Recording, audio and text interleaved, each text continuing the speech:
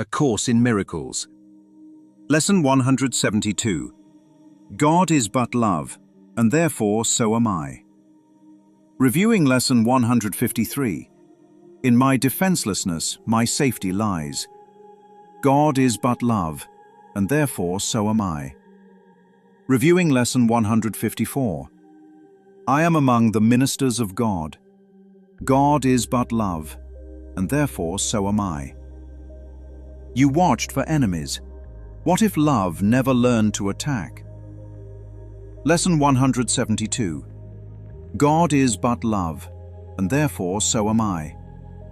You watched for enemies. You looked over your shoulder. You checked the locks. You built the walls. You learned how to defend yourself. You learned who to trust and who not to trust. You learned how to protect what mattered. And maybe you called that wisdom. Maybe you called it maturity. Maybe you called it survival. But Detective Boy noticed something strange. Every defense begins with the same assumption. There must be something to fear. There must be something that can be attacked. There must be something that can be harmed. There must be something that can be lost. And yet today's review begins somewhere entirely different. God is but love, and therefore so am I. Not sometimes, not when circumstances cooperate, not when the world behaves. God is but love, and therefore so am I. Now follow the evidence. Could love attack? Not should love attack. Could love attack? Could perfect love conceive of violence? Could perfect oneness declare war on itself? Could the infinite divide itself into pieces and then fear what it created? Could God create an enemy and then spend eternity defending himself against it? The answer is not unlikely. The answer is impossible. Impossible means it cannot happen. Impossible means it cannot exist. Impossible means it is beyond the limits of possibility itself.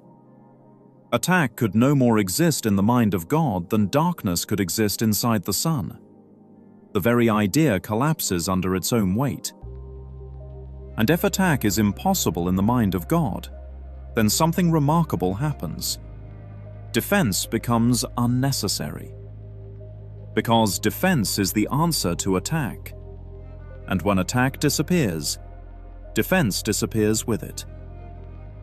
This is why Lesson 153 says, in my defenselessness, my safety lies.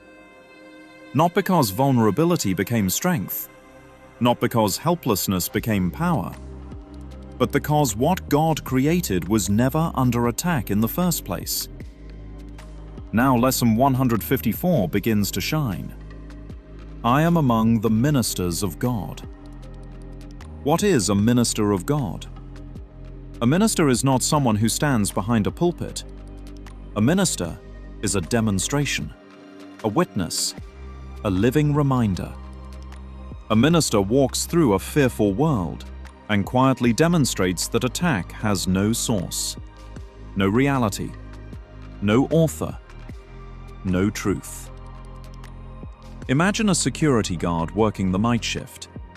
Every evening he arrives before sunset. He checks the locks. He studies the monitors. He walks the perimeter. He watches for intruders. Hour after hour, night after night, year after year. Exhausted, alert, certain that something precious is inside the vault. Then one morning a report arrives. The vault is empty. It always was. No thief was coming. No criminal was planning a break-in. No one was trying to steal anything. The entire job was built upon a misunderstanding. Now imagine the moment that truth finally lands. Does he keep checking the locks? Does he keep walking patrol? Does he keep scanning the horizon for enemies? Of course not. The whole purpose of the defense disappears the instant he discovers there was never anything to defend. Perhaps that is what today's review is asking us to consider. Not whether we have defended ourselves well, not whether our walls are strong enough, not whether our enemies are real, but whether attack itself was ever possible.